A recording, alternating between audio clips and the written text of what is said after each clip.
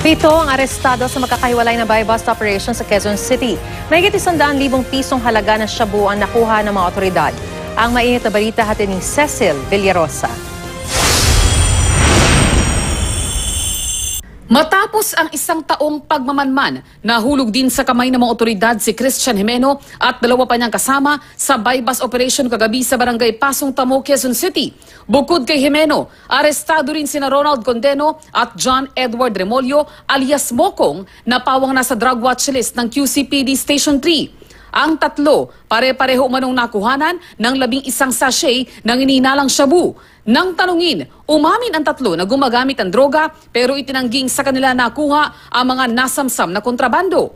Hindi po lahat yan sa akin. Ilan lang po sa'yo? Ito lang po. Ilan po? Yung bag lang. Ha? Yung bag. Ay, yung bag. Hindi sa'yo itong Hindi po. shabu, hindi sa'yo. Hindi, nagtutulak ka, kuya? Dati po. Dati pa yun. Ako meron lang po akong pupuntahan dito. Meron po akong taong kausap. Ano po yung... Yung sa akin po din yung cellphone lang.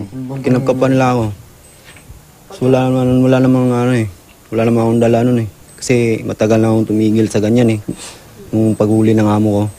Ang mga opisyal naman ng barangay Pasong Tamo, pinabulaanan ang sinabi ng tatlo. Maraming nagreklamo, tumatawag din sa amin sa barangay na ito nga si Christian, isa sa sakit sa ulo nila dito sa kanya.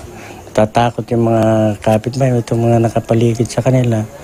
Aabot naman sa 100,000 piso na halaga ng ininalang shabu ang nasamsam sa isa pang buy-bust operation sa Quezon Avenue, kanto ng Dr. Garcia Street, kanina ding madaling araw.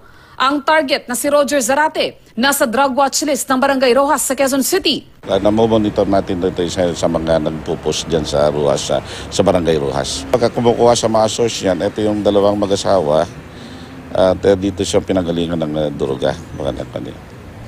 Ang iba namang suspect, huling nakikipagtransaksyon kay Zarate. Isang piraso lang po yung sa akin, sir.